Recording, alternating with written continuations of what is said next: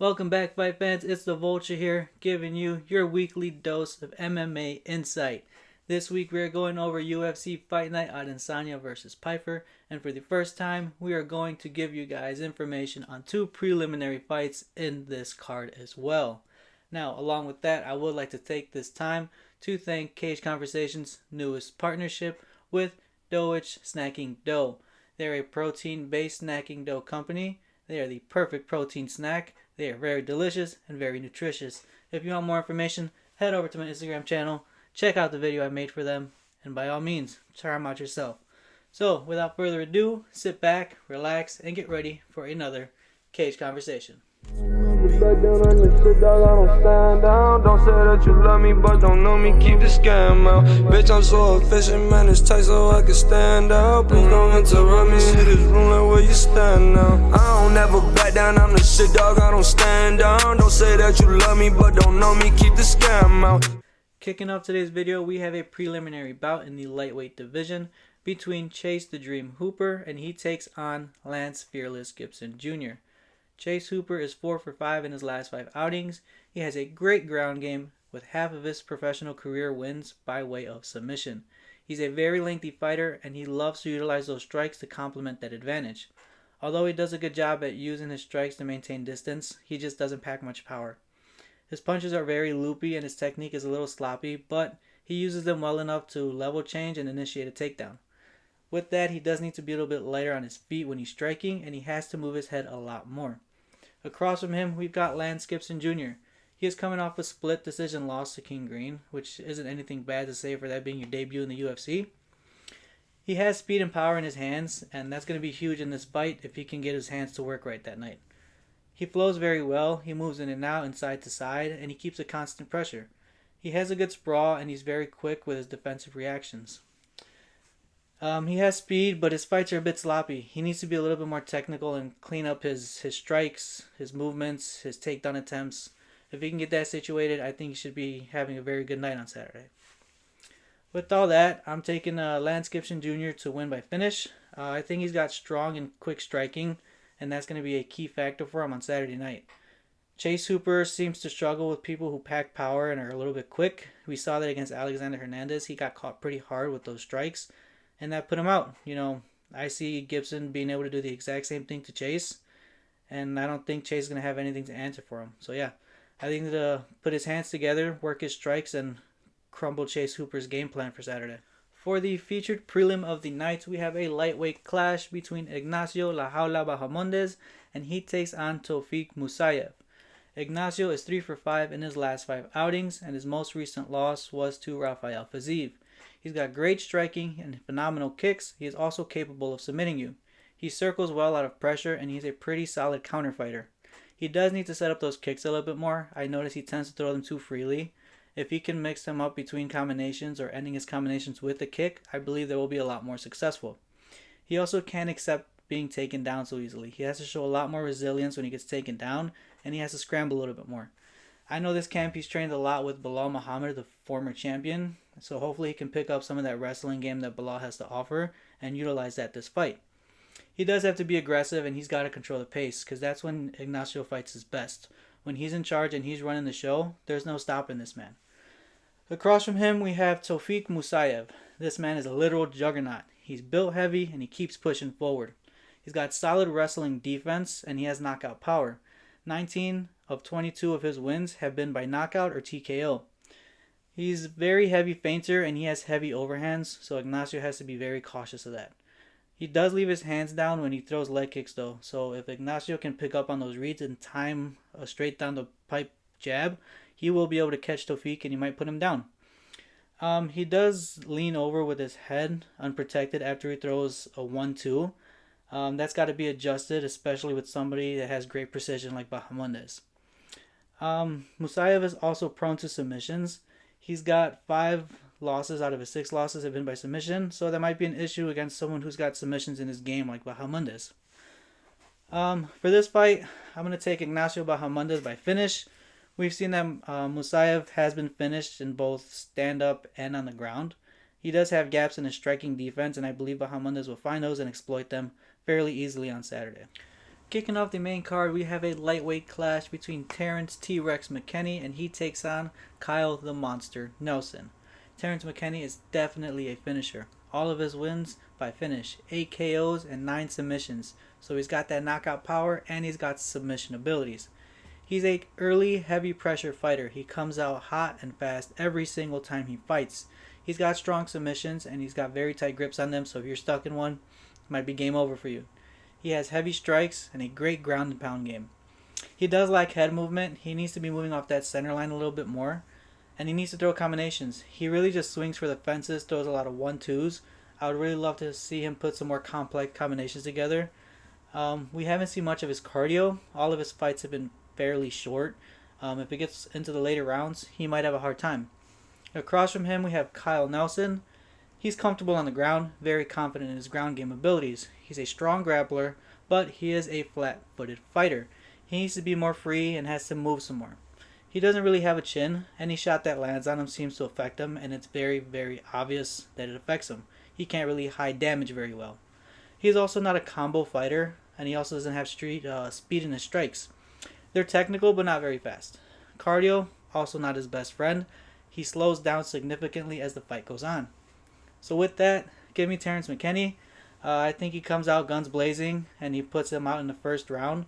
I think he just starts way too hot and way too fast, and he doesn't give Kyle Nelson the opportunity to show his abilities on Saturday. Up next, we have a middleweight clash between Mansour Abdul Malik and he takes on Yusri Belgarui. Abdul Malik is 9-0 with all of those wins by finish. He's got good level changes and strong drives in his takedowns. He's very patient and very technical with good footwork and head movement, but he can also make any fight a brawl. He has a strong right cross, and he doesn't really check leg kicks with a wide stance is kind of a problem. He also does like to reach a little far when he's throwing his power shots. That can be an area of exploitation for Belgarui to explore on Saturday. Across from him, we've got Yusri Belgarui. 7 of his 9 wins have been by knockout. He's got strong strikes, and he's capable of putting anybody away. He is very fast and very accurate with his jab. It always lands very well, and he puts it where he wants it. He loves to use his height to his advantage. He is very good at keeping the distance. He's not consistently heavy with his pace. It fluctuates throughout the fight, and that can't happen against Malik this weekend. He's got to keep that high pressure, and he can't let Malik think for a second he can control the fight, because that's where things can go wrong for Belgarui. He also has to be ready for those takedown attempts, and he has to be ready to defend them at any time. Regardless of all of this, I still think Yusri Belgarui takes this one by decision. Malik fought Cody Brundage, and it came out to a draw. But I still think Brundage was giving him a good enough run for his money. And I see a lot of similarities between Brundage and Belgarui in their grappling to their striking. I just think Belgarui has a little bit of advantage in both areas for Brundage. So with that, I think he has more than enough to get a W on Saturday against Malik. Up next in the featherweight division, we have Julian Juicy J. Erosa, and he takes on Larian Gunslinger Douglas. Julian Erosa, a seasoned vet going 3 for 5 in his last 5 outings, with his most recent loss to Melquitzael Costa, and that is a loss that has aged very well. Erosa has good takedowns and has good up kicks from his back, so Douglas has to be very cautious if he does get him to his back, because those up kicks will come fast and hard. Erosa's hands are too low for my liking, and even after he gets hurt, he tends to keep them far from home. He lacks head movement, and even though he gets hurt, he still swings back with power, and he can catch you if you're not careful. His strikes are not all that fast, but they're accurate, and sometimes all you need is a little placement over power. He does seem to gas, but he still moves forward even though he's tired. He's one of those fighters where if he's got nothing left to give, he's still giving you some more because he is not going out easy. On the other side of the octagon, we've got Larian Douglas. This is his UFC debut. He is riding a 5-fight win streak, and he is coming off of a 36-second first-round KO victory. He has finishing capabilities with 10 of his 13 wins by finish, 7 by KO, and 3 by submission. He's very strong. Dude's got power in his grappling and his strikes, but he doesn't seem too comfortable with fighting off of his back foot. He seems to allow himself to be controlled if he feels any bit of high pressure from his opponent. On the contrary, if he's fighting off of that front foot, he is dangerous. You do not want to be against this man when he is charging at you. And I'm telling you, if this gunslinger hunts hard, he will find blood. And if he finds it, you're just about as good as gone. With this one, I think it's going to be a quick first round finish for the gunslinger. I think he's going to come out hard and aggressive. And I think he's going to catch Erosa early and make quick work of him. Up next in the welterweight division, we have a clash between Michael Maverick Chiesa and he takes on Nico the Hybrid Price. Michael Chiesa is a vet coming back from the commentary team to give his fight fans a proper goodbye. He's got amazing ground game with 12 of his 19 wins coming by way of submission. He's got good head movement, slip strikes fairly well, and has solid striking considering he has a huge wrestling background. With that wrestling background comes his really good wrestling defense. His hands are strong and accurate, but they just lack some speed. He doesn't like to be caught in brawls, and he's not one to have any dirty or scrappy fights in his resume. On the other side of the octagon, we have Nico Price. He is 1 for 5 in his last 5 fights. A little bit of a rough patch for him right now. He has solid submission game, and he's very, very good at dirty boxing, and that can cause some problems for Chiesa. We know Chiesa doesn't like to make fights dirty. Nico Price, he really does. So if they get caught in the clinch, I do see Price being able to put some trouble into Chiesa's path. Nico Price, a high-pressure fighter, but not of the technical kind. That leads him to get cracked fairly easily, and this can backfire on him, just like it did against Jacoby Smith. His hands move way too much. Even after he gets caught, he does a lot of flailing around with his hands, and that's not good. Just keep him home, keep him high, keep him ready to defend. So for this one, I'm going to go ahead and take Michael Chiesa. I think he's going to level change on Price anytime he attempts to keep a high pressure. I think he's going to get him down to his back and keep him there, and he might even submit him on the floor. I think this is going to be another submission win for the veteran, and I see him wrapping up his amazing MMA career with another victory. For our co-main event of the evening, we have a women's flyweight bout between former champion Alexa Grasso and Macy the Future Barber. Alexa Grasso has great boxing abilities. She's got good striking defense. Her hands are always where they're supposed to be. She needs to throw more combos though, and she needs to end them with kicks. She has a habit of throwing a double jab and then backing out of range. She can't really let Barber control the fight, and she's got to be the aggressor, and she has to find her flow early. The main thing we need to see from Grasso is that version of her when she fought Araujo. She was flowing with her strikes, she was confident, she was comfortable, she was patient, technical, but recently her form has been on a little decline. She seems to have lost a little bit of her confidence ever since she lost that belt, and she needs to find that version of her again so she can be back in that title contention and get her belt back. On the other side of the octagon, we have Macy Barber. She is riding a 7-fight win streak. She's good with her feints, has decent boxing. She has vicious ground and pound, and she is really physically strong.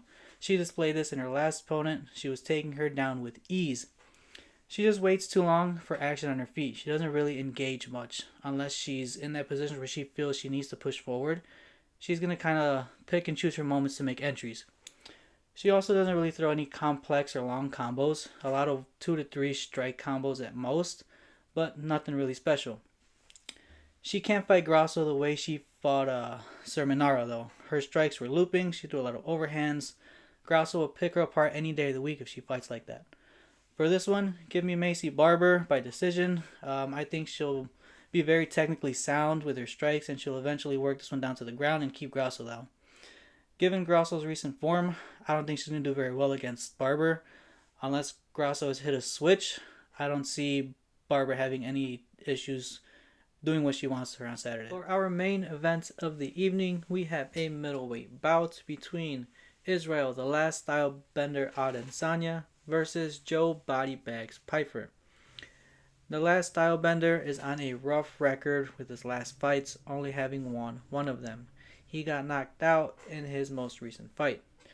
He is fast and a dangerous striker who moves a lot, loves to move forward, always mixing up his targets and always switching his stances. He's got good leg kicks and a mean right hand. He's got long legs, which makes him a bit harder to take down because they spread so wide and you just can't really get your arms to grasp together and get him down.